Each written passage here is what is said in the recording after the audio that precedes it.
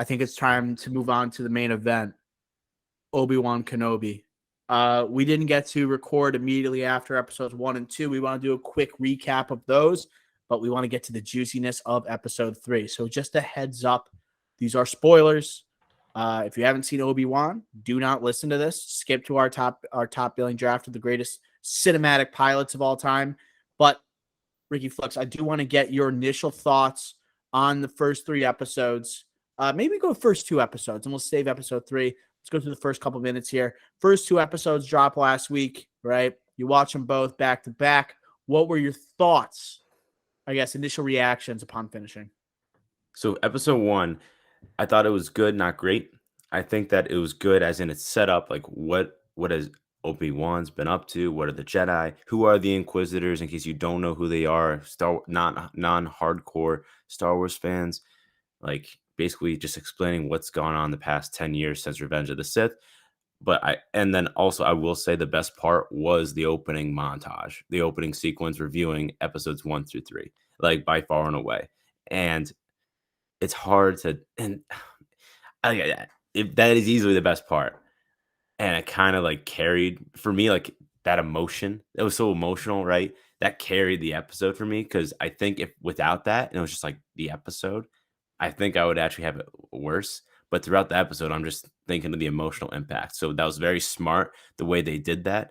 And I think you said you watched episode 3, Revenge of the Sith, right beforehand. That must have been like, and then you went immediately into the next 2 episodes. That must have been a thrill ride now. Yo, my eyes were watering, bro. My eyes were watering before I started to watch it. My eyes were watering when I was listening to Obi-Wan screaming at Anakin that he had the higher ground, that he was telling him he was supposed to be the chosen one. Like I was like getting real emotional, but also they made that montage at the beginning. They made episodes 1, 2, and 3 look like they were episodes 4, 5, and 6. Like they were that level of like cinema, you know. They made it look like those were like the greatest things that have ever happened to action or sci-fi movies. And then I was just like, I'm like, how did no one win an Oscar for this? How did Hayden Christensen not go on to become the greatest actor of his generation? Like it was just like to me, I was getting chills. I was getting absolute chills. And then that leading into the intro scene with the younglings, and like them to like feature the younglings like this early on, like after like episode that was 3. the opening scene. Yeah, it's just like younglings. I'm like, oh my god, are we gonna see a replay of like someone taking down the younglings? I don't want to sound mean, but I was kind of down for that. Master Skywalker, what are we to do? Lightsaber comes out. But that was an amazing sequence, and it was a refreshing time to like finally have lightsabers back in Star Wars. Like we have the dark saber back. Ahsoka Tano makes an appearance in, obviously, Mandalorian with the lightsaber. Luke. But it was good to have. Oh yeah, Luke. But it was good to have. Oh yeah, how could I like forget? Jesus Christ, who am I? Clear your mind. Clear your mind. It was just cool to have it back and like to show like the edit. Like there was. I feel like when I was growing up, I thought all Jedis were extinct, like before episode 4. I just thought there were none but Obi-Wan still alive. Like I didn't really, and I don't follow the Filoni verse and stuff like that, and like know who's hanging around, stuff like that, who's still alive. And like, cause no other Jedis are hopping in like to the rebel cause, right, at this time. Even looking at Rogue One, like we're not seeing any Jedis during that time. So it was interesting to see like this other part, this hidden world of Jedis on the run, people that are being like excluded by society, hunted, almost gave like Nazi Germany vibes. You hear like what the Empire is compared to, right? As like an allegory or to like Hitler. You got like Vader, right? And looking to stamp out, okay, and expand their empire, and they're stamping out a certain kind of people. That kind of had that vibe for me, which I was, as a history guy, kind of cool. Yeah, and another thing I'll say about episodes 1 and 2 especially, and then most of episode 3, but I think episode 3 distinguished itself from the first 2 episodes into something better because it went away from this comment I'm about to make, which is I think the first 2 episodes really felt like that's a Disney Plus production. Had a lot of the like I don't know, the Safdie storyline, the Jedi Safdie storyline, that was just like thrown in there. That felt like very Disney-esque, something to do, right? I just didn't have that same presence like you did in episode 3 the impact or the intensity of that episode. It didn't happen the first 2 episodes because they're just trying to show you the background and give you that beginning story before they jump into all these different storylines. Yeah. And I think I actually like that opening scene when they're trying to sniff out the Jedis, the Inquisitors. I like that opening scene where like you have Rupert Friend as the Grand Inquisitor at that moment. I think he was nailing the voice. I know the appearance is getting on the nerve of some people, but I think he was pretty menacing. And when you have the third sister throwing like the dagger, okay, at the person, and you know how the Jedi is going to stop it, I thought that was pretty ingenious the way they exposed him. I was disappointed that we didn't get more Benny Safdie. I wanted more of him, man. And I know like he doesn't usually have the greatest roles, but like in terms of like size, but usually like something I hear some like blending. But I literally was thinking he usually has these smaller roles. Was the series going to provide him, right, with maybe a bigger platform to, I guess, do some more? I know he tweeted out something with a lightsaber, you know, saying like it's my time or something like that, only to have him die like later on that episode. But it was also, he had a good scene with Obi-Wan because it showed where Obi-Wan was as a person, okay, where Safdie's like, oh my God, I found Obi-Wan Kenobi. And then Obi-Wan's just like absolutely dismisses him, saying, no, like go to seclusion, bury that lightsaber. Okay. It's that moment, that interaction tells you we're dealing with an Obi-Wan Kenobi that is not Obi-Wan anymore, is one that is a broken man. Like they make a lot of PTSD references here. Okay. Or types of acknowledgments, especially in the third episode. But yeah, I just hope more for Safdie. I was hoping he was going to have some one-on-ones with Obi-Wan in the future. Yeah, I agree. He was just used as like a cog to show who the Inquisitors were, who Yep. Obi-Wan is right now. Like he was not used to be a Jedi or like what we view him as, Like which is hanging like him in the streets, what a message that sent too. right. And the Disney Plus show that I thought that was big. They showed that on Disney Plus, Yeah. with no warning. Like Stranger Things, before the first scene, they showed the warning because of the shootings in Texas, the school shooting in Texas. They had like a little warning message. There's no warning message for the hanging here with Disney Plus show that kids are definitely watching. So I Shows how thought that, menacing the Inquisitors are too, and like they work under yes, Vader. right. And you mentioned the Grand Inquisitor. Yep. Now, since we're doing this is spoilers, I'll say this: 3 things. 1, I agree with you. The voice is good, demeanor is good as a Grand Inquisitor. 2, I am a part of that loud majority. I would say that Yep. I don't like the look. I think he's Egghead. Egghead. I think it's a good way to put it. He doesn't look athletic. I'm a part of that gang.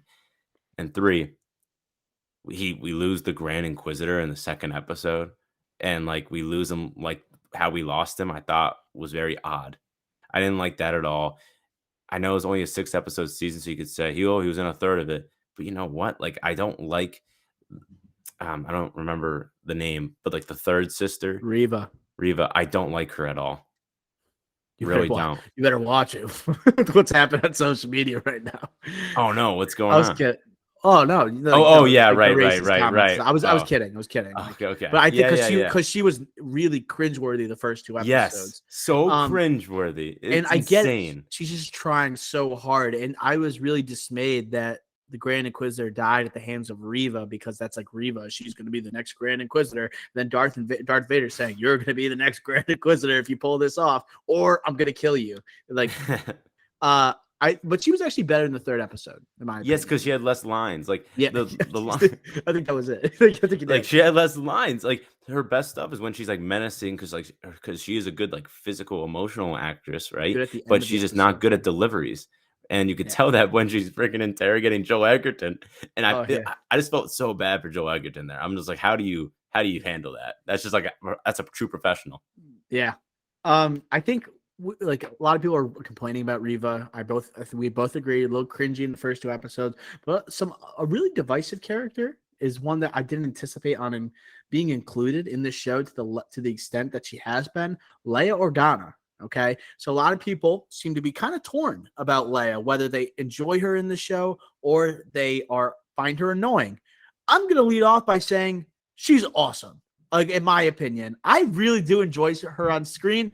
The people who don't like her, like, just don't like kids. Because, like, Yes. she is, like, if you don't like kids, you hate the character. And it's like, there's been so much worse acting by kids in Star Wars. This is, like, the best child actor in a Star Wars show or project that's ever happened. Unless you do, like, Baby Grogu doesn't count. But you know what I'm saying. Like, this literally, she embodies Princess Leia as a freaking 10-year-old or even younger. You know, she really has that spunk. She's witty. She's not afraid to challenge authority. She'll ask the questions that other people won't do. Okay, she's adventurous. Like, she literally encapsulates all of Princess Leia, and it actually feels like it's her as it's a young Carrie Fisher.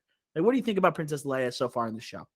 I thought watching episode 3, like I'm on the band. Actually, to start off, I do think she's very good. Okay. And when I was watching episode 3, the first half of the episode, how nosy she is when she was told not to talk, but she talks. I literally thought, yeah, you're not going to like this character if you just like, if you're 35 years old, you get married and you get married to someone because you don't want to have kids. And that's who you end up with. Yeah. That's really what I was thinking. But if you're not on that side and you can just look at the performance, I think she nails it. She nails it. And you mentioned as well, like looking back to Star Wars kid actors, a la Phantom Menace, we got Jingle All the Way, like kid there, Anakin Skywalker. His career literally Jake ended. Lloyd. Literally, his career ended after that movie because he got of all the backlash. So she does not deserve anything close to that. And the people that do have that backlash are the people that just will never have kids when they're older. Yeah. And I gotta say, I love that the decision, because I think the trailers, they were all indicating, okay, there's a possibility there's going to be some engagement with Luke, okay, potentially as a young person, maybe he doesn't remember as well as he gets older, okay, because obviously they interact later on with episode 4, okay, A New Hope, with obviously Obi-Wan taking Luke under his wing, and that's eventually going to happen. It's even like hinted at in the show by Obi-Wan talking to Owen, that like he's going to have to be able to learn how to use the Force. But to have this unexpected like dynamic between Leia and Obi-Wan, I thought was ingenious. Like, because like remember the rewrites that happened? They were like concerned like Obi-Wan looking over Luke would be too much like Mando looking over Grogu. Okay, well, let's change it up and like let's reunite two characters that really never got to share the screen much ever in Star Wars lore, but yet they're two of the most iconic names in the history. So you got obviously Obi-Wan and Leia, people are like pointing out now when you watch back to A New Hope, she knows who Ben Kenobi is. Okay, so they found like even with that one line in A New Hope, right? There's canon, right, where they can look at the timeline, find a moment. Where did she meet Ben Kenobi? Here, this is where she met him. I thought that it's ingenious, it's great writing, and it kind of like it was diverting the audience from thinking it's going to be about Luke again. Let's give Leia some shine. She deserves it. Honor Carrie Fisher's character. Yeah, I was never on the bandwagon that we would have Luke Kenobi interactions, right? Just because of that canon that you're talking about, and it wouldn't make sense. And I just didn't see, and we have trailer roundup here on the Drive-In podcast. So like we focus a lot on the trailers and what we see, and then we make predictions, right? So Leia not in them. So it's like, oh, like you're not really projecting, oh, it's gonna be kidnapping. Like we would never have guessed that. But the canon, it all makes sense. You can't and like it's a good story to understand where Kenobi is right now, right?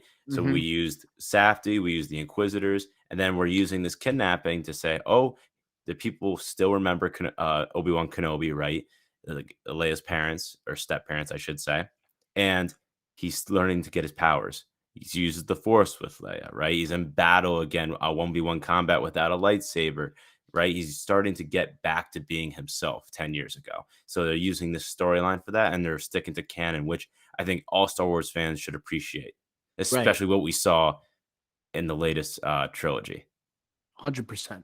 100%. That's why I don't understand some of the backlash from the show, because it seems to me like they are, even though they're trying to expand like Obi-Wan's character and give them this long awaited story, and they're fitting it in a way where they're not twisting the canon. It's not like a Last Jedi where they're messing with the Force, how it works or anything like that. Right? They're just adding on to characters we love in a way that makes sense on a timeline. That's perfect. That's what we want. But then also, I think we got to talk about Ewan McGregor because he is so beloved as Obi-Wan Kenobi. He loves this like role in Star Wars. I just want to like go over his performance in the first few episodes because I think you touched upon it. He is a broken man right now. 100% a broken man. He's someone that can't get in touch with the Force like he used to. He continuously calls upon Qui-Gon Jinn. I think in the reel of the 3 movies, right, that they showed right at the beginning of the first episode, they talk about like Yoda thinking about like teaching Obi-Wan how to like contact Qui-Gon and everything like that. I think that was perfect. Also, another example of like who knew they were eventually going to use that, right? Like 17 years later after Revenge of the Sith came out, like, okay, let's have him like potentially meet up with Qui-Gon. We're talking about potential Liam Neeson appearance later on in the show. But I get a lot of Logan vibes, a man who doesn't want to return. He's afraid to go back to the man he once was. He just wants to live in seclusion. Even just the aesthetic of the show, which I think like it looks amazing. It feels very much like movie quality, in my opinion, especially the 3rd episode. I just feel like Ewan McGregor, people are calling him stiff. I think you got to let him like work his way into the role. He's going to appear stiff because he literally is stiff. He's stiff he's stiff from the Force. He doesn't have that flexibility anymore. He doesn't know how to use it, right? He is literally like in shambles right now. And that especially pops up in the 3rd episode when he takes on Anakin. But what are your thoughts on McGregor's performance in the show in the first 3 episodes? Yeah, you're completely right. I think I'll just kind of sway towards episode 3 in the fight a little bit. And people were saying like, oh, like this is what we're getting with our Obi-Wan, Darth Vader battle here. Their first time they've seen each other since. It makes sense why Vader absolutely demolishes him, right? Like everything makes sense so far with Ewan McGregor's character. I really think that so far, like I have no quarrels with how good or not good, however you want to say it, he is. And you're right, he is a broken man. He didn't know Anakin was even alive. Like, Great point. I would say the only thing I don't like about the performance, or not the performance, because I think he actually did well when he found out, is when he found out Anakin is alive. I have quarrels with how he found out. And remind me her name again one more time. The Reva. sister, Reva. Reva's the one that tells him, and it's not face to face. It's when like awful. I think that's like my biggest issue I have so far with this series so far. It should be a face to face like type that of should emotion. be a major like one of like a top 5 moments of the season or series, whatever you want to say. But it's gonna be like that's like they use it as like a forgotten thing. That should be like holy crap. And they kind of tried to make it like a holy crap, but it didn't hit at all because it was the end of episode 2. And right before like episode 2 after the 2-episode release. So it's like we watched an hour, 2 hours straight of this, and we end on that terrible way of something that should have been bigger. I really didn't like that bad taste in my mouth. Like if it would have hit so much harder if it was a character that he had a prior relationship with that is telling him Anakin's still alive. Yeah, or like a Jedi or literally anything. Or even Reva like in like combat or I don't know. But the fact that I wanted to bring this up, the fact that like Obi-Wan didn't know that Anakin was alive, is that more of a factor of him being secluded from society, or is that because Darth Vader hasn't really like showcased himself yet, like in the 10 years since episode 3? Like, what's the situation there? I kind of have a third thing. And it's kind of like your first 2 combined with this, but it's also like he's clearly not as connected with the Force anymore. He can't feel that presence, you know? So I just feel like I think that it's like the first 2, both of them. Or he shut himself off from it, you know? Yeah, because he kind of had to, because he can't really express the Force, or because Yeah. obviously if you know because you show the Force, Inquisitors you're a can feel Jedi. the Force is being used because Right. they were Jedi. So like 10 years not using the Force, like you're not gonna realize that he's alive. You're just not, unless you see it with your own eyes, and you're not gonna hear about it either in Tatooine. Yeah, it's because I think that's also key, that he closed himself off, and then the setting that he's in is because like they just don't want to be bothered by anybody. You know, I think they made that completely clear, especially Uncle Owen's scene. I'm glad Joel Edgerton got an actual chance to showcase something, because I was like a little skeptical, like him returning for the show as Uncle Owen, like how much is he gonna have to do? But he does do well in that scene, and I do enjoy his interaction with Obi-Wan there. And that's like before Joel Edgerton like hit it big. Like him come back Right. to that's got to be like, man, remember this? Like that good old days. This is the first stepping stone before I would go on to like do all these other projects. I think at this point, Ricky Flicks, we should jump to. I mean, we could mention like Kumail Nanjiani's character here a little bit. I don't have really much to add. I wasn't a huge fan. I didn't hate him, but I don't like the gimmick of like him as a fake Jedi. It's like it felt like the humor didn't really fit. It was a little too much for this show. As I said before, it has very much like a Logan type of vibe to it. So like to me, it's like having that scene. It's just like Kumail, he's going to be the comedic relief. I didn't love it. It was a Disney bait thing. Yeah, true. That's what I thought of it. I don't think it was bad. I just, I didn't, again, like just not fitting. It wasn't Mm-hmm. fitting for this type of show or what we're trying to accomplish here. And again, it's only 6 episodes and we're already halfway through, right? So it's like, where are we dedicating our time? And before we get to episode 3, I do want to talk about episode 2. Like, I first of all, I loved episode 1. I thought episode 1 was incredible. I hated obviously everyone's hating on the chase scene, like through the woods and everything. No duh, like that was like an abomination. We just ignore that ever happened. But like going to the second episode, what bothered me a little bit is that like Obi-Wan is surrounded in this very dangerous place by all these hitmen. How do they not like see like Obi-Wan is a lot of times just walking in the open with Leia? Like, how does no one know who Obi-Wan is there? It felt like that was had potential to be like a John Wick-esque scene where he's just like, okay, it's like the end of John Wick 2 and like the hits put out on him and then he just has to destroy everybody. It's like, imagine the blasters, like him just throwing like 3 blasters, like throwing one up in the air, just taking out guys. I felt like it made it. I didn't believe that like he only got shot out like twice, It's just that the problem is that like I would love to see a John Wick 2 style scene there, but Yeah. he's not as connected with the Force right He now. doesn't He got hasn't it. even used his lightsaber yet, so Right. it's just not believable. Which I appreciate them not doing something that's not believable But versus a they gotta loud hide him minority on better though. Twitter. They gotta hide him better though. He's like walking in the wide It has open. been 10 years, Yeah, I guess. Like and plus, people, like Jedi, like again, like Jedi, like even like 10 he's years the that's earlier. like being a celebrity, in this universe. Everyone knows who Obi-Wan Kenobi is. He's on the Jedi Council. It's like knowing who like the Yoda. Speaker of the House is. I don't know. You know who they Honestly, are. if you say a lot of Americans, I don't think a lot of Americans know who that is. All right, let's not spoil it for him then. All right, episode 3.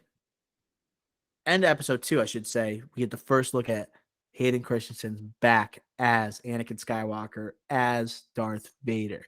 All right. We get him without the helmet on in the back the tank. You could tell from this moment, right? Once Ewan McGregor's Obi-Wan makes that realization he's alive, you see this anger, this aggression on Christensen's face. You know that we know Vader's goal in this show is to take down Obi-Wan. And we see the relationship with Reva and Darth Vader afterwards. What did you think about Vader's intro to episode 3 in this show, Ricky Flex? I thought it was really good. James Earl Jones is back. Yeah. Darth Vader is great. Again, I know I said this before. Wish it was on the big screen, not just my TV or your laptops, however you watched it. But I know it wasn't in a movie theater. But I just will say the only thing I didn't love with it is that at the end of episode 2, when they showed Vader or Hayden Christensen or Anakin without the suit, Darth Vader without the suit on, right? I just think, all right, well, Hayden Christensen's back. They've shown his training with like lightsaber training. Like, what is he going to be doing in this show? We're already 3 episodes in. The only time we've seen Hayden Christensen is through a hallucination in the desert. The PTSD. So what are we hyping up Hayden Christensen for? Ricky, I have this written down. How much did he get paid for this? I honestly think he might just be hallucinations. He's everywhere with the premieres. He's everywhere. How much But did he get paid? Like, I honestly don't know if he's gonna have more than 5 minutes of screen time in this whole show. Do you think he might be in the suit? Do you think he's in the suit while James Earl Jones is talking? I feel like he has to be because they showed him doing lightsaber training. So like I feel like just to say, hey, we want you back. It'll be good PR. You could be in the suit, but we're not showing you. That's why he's there. Like even when he looked in the desert, you could barely tell that was him. You almost couldn't tell it was him. I'm starting to believe it wasn't in general that it was him, you know? It could have been But CGI, for God's it's sakes. just, it could have been just a scarecrow that was just standing there. It was impossible to tell if that was actually him. The fact I feel that bad. he literally just has to hold his breath for 10 seconds and he makes $10 million. Are you kidding me? Why is nobody talking about this on Twitter, though? People are so focused on People are just Leia like, or Rhea or whatever it is. people And just want him to like grabbing the mic and saying, "This is where the fun begins." Like at the Star Wars celebration, and everyone's like, "Oh my god, throw him the bag, get him his own series." I'm like, he can't even act anymore. He doesn't. but do it wouldn't even anything. be him. He would be in a suit. That's He my might whole not have point. made a single appearance here. You couldn't even tell that was him and like holding his breath in the back of the tank. It could be like all prosthetics and stuff like that. You have no idea. Oh, another thing that reminds me of because you mentioned the tank, dude. Boba Fett was in episode 2, What Fett was? right? He was the one Where asking for money from Obi-Wan. was that him? Right? No, with the I long didn't hair. think like he had the trooper helmet. I thought it was just like I thought that was also calling a upon clone? like I thought that was also calling upon like veterans and like how you treat veterans. It's just like a clone. Yeah, that's what Okay. I thought. I did not think that But was him. okay, well, I thought that was interesting that they showed that, especially after Boba Fett and him being only in half of his own season. Like soldier approach to a lot of this show and like what like PTSD is like. I literally think that it was kind of like a Yeah, yeah. message on that. And I guess the only other thing I'll say with the Vader, the whole Darth Vader in episode 3, awesome. Like I do think him showcasing his powers, awesome. Like going through the town, like just choking out people with the Force, love that. He's just And killing people, bro. love that. I love it. I Just freaking kill I everybody. like that. He's just Just crushing throats. be the big again. He is the biggest, baddest super villain that we've ever seen on the big screen or any screen now, right? And let's just make him as bad as possible. Let's make him as mean as possible. Let's just have him kill everything in sight. Let's have his rage just showcased throughout this whole season. He wants to absolutely massacre. Yeah, Obi-Wan. and then when he gets to Obi-Wan, he's just making him suffer, and that makes sense, right? Put him Like in the he fire. blames, Put him in the fire. put him in the fire, just like Obi-Wan put him in the fire, like kind of, right? And he's Now making him you suffer. will suffer. He blames him, like Obi-Wan and the Jedi, for like losing Padme, losing his kids, losing everything except like his powers, right? He blames Obi-Wan and he wants him to suffer. We see that. My two things I would say that are like my grievances or gripes with this battle is one, before the fire, way too dark.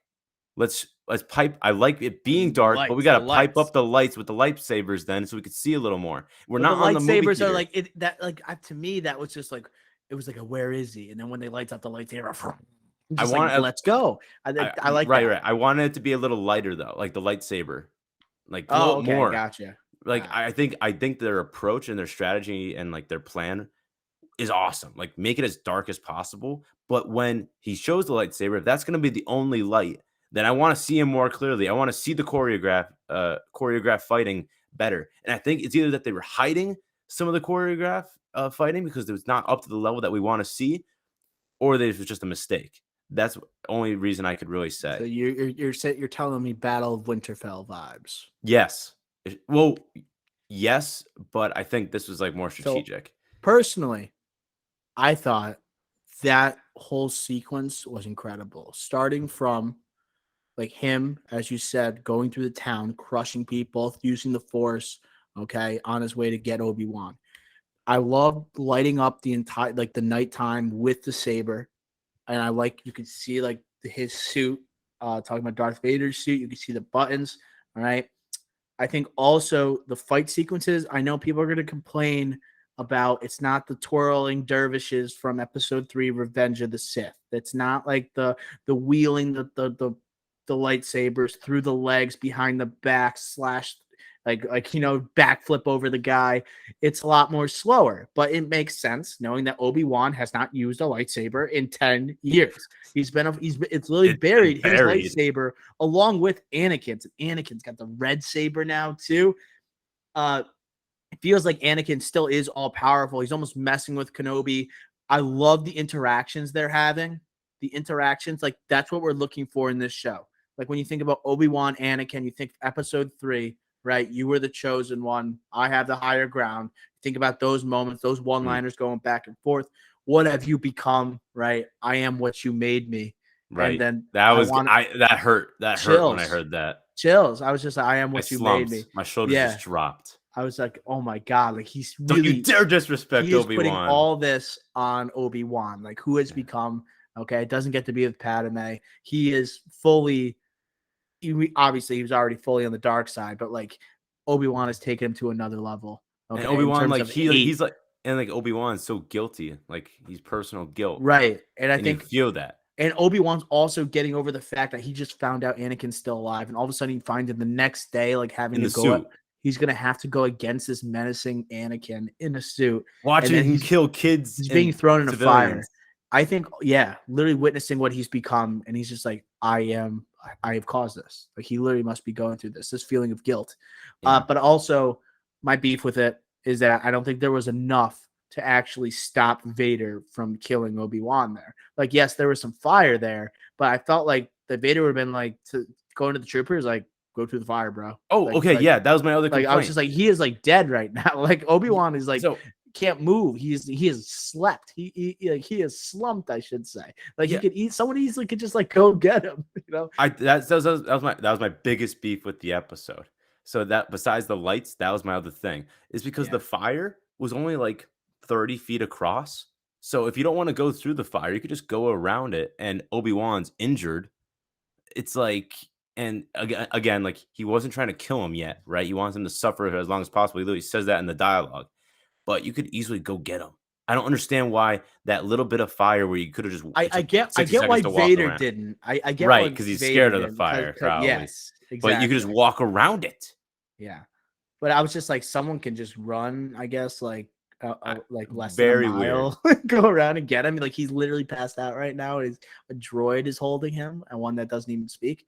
But I thought also that's good writing by the like having the droid come. That one that like they speak like actions are louder than words, and like I know that's really like childish and How everything, but like it's like Star Wars, you know, like having that like the droids mean something to the mm, story. I mm. think that was great. I think it How worked out really well. so, the person that helps out, so, like, the Game of Thrones, Yeah, the woman. so the woman, Well, yeah, she's she was Oberyn's wife. Oberyn's wife. Yeah, Yeah, yeah, yeah, yeah. Pedro Pascal of Star Wars, the Mandalorian himself. But, how does she like, so she's in the Get tunnel there. with Leia, but then she turns around, How to get but there she without woulda Reva? ran yeah, she woulda ran into her. But So then how did Reva also meet up with Leia? Like, there's some how plot did holes here. she, like, jump to the end of the tunnel? It makes no sense whatsoever because there's only one tunnel.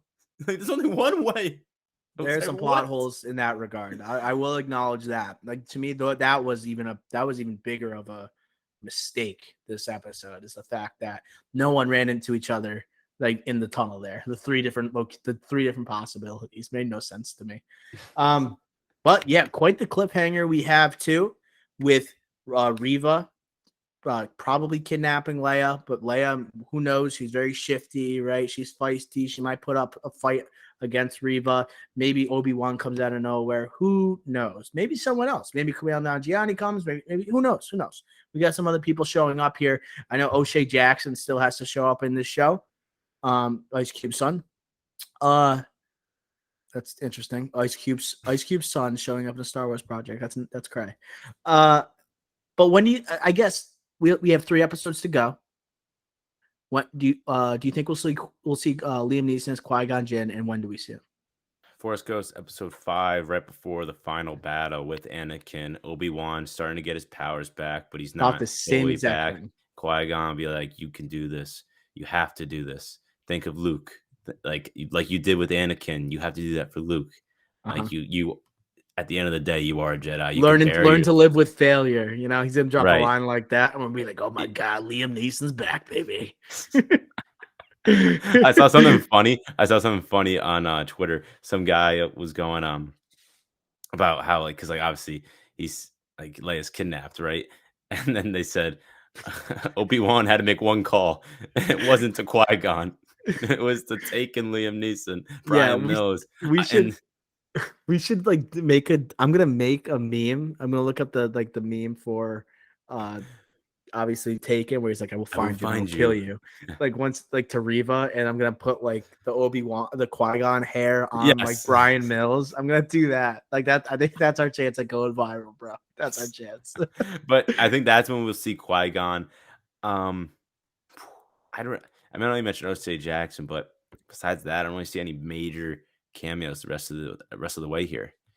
We already saw a lot of them from the rumored actors and actresses that were going to be in the show. I think Qui-Gon's just going to be the next one, and that's really it. I do have high expectations for this second lightsaber battle between Darth Vader and Got Obi-Wan. and the second one. So in this first lightsaber battle, It needs to rival episode 3, bro. I think it does. It has to, in my opinion. The expectations are so high, and I think that in this first one, right? Obviously, Obi-Wan. We've mentioned this 3 times already. Doesn't have the Force the way he used to. But if you're like in Revenge of the Sith, Episode 3, but in Episode 3, there's an iconic moment when when Anakin and Obi-Wan are fighting on the one of the rocks on the lava river, Yep. and they both are like their lightsabers are stuck to each other, and then they both put their arms out, and they both try to use the Force to push each other off. So in this one, Darth Vader does it to push Obi-Wan when it was happening, but then like Obi-Wan, like he's not as connected with Do you the Force. think they're He's not in going tune, back so to he the doesn't. lot? Do you think we're going to the castle? Like we're going to that setting? I don't know if we're going to that setting, but I can't wait to see them when they both go use the Force again, and they both like they're like Darth Vader realizes like Obi-Wan's back. Like he's back, and this is gonna be a fight. And honestly, like he kind of wants that. I think deep down, he's like, I want to beat the best. I couldn't do it before, and he's gonna be even better. So this again, my expectations are running high. You're gonna be hype right now, bro. It's gonna be nuts. This is where Hayden Christensen makes his dough, right? If you're able to tell he's taken aback by like the Force through the helmet, where he just tilts his head a little bit, like he's taking it. Like he's earned his $10 million. I swear to God, if they do a high ground scene, I would fall on the ground laughing. But I'm just looking for like, just give me all the quotes. Give me all the quotes. Like I need something. I need a new batch. When's all right? To, like shell out at my friends just randomly on like on a Saturday night. I think another big question: when do we see Obi-Wan jumping again? Which episode do we see a jump? One of his iconic jumps. Oh, one of his dude. I think we're not next one. I think it's gonna be one after. It's gotta be episode 5. It's gonna be like a Rocky IV type trtraining montage after Qui-Gon. A training montage. Yeah, after Qui-Gon. Maybe O'Shea Jackson's training him. Yeah, O'Shea Jackson. Oh man, no. I feel like he'll be like a trainer in Creed 3, you know. All right. That's gonna do it for our recap of episodes 1 through 3. Electric recap. Nice job, Ricky Flex.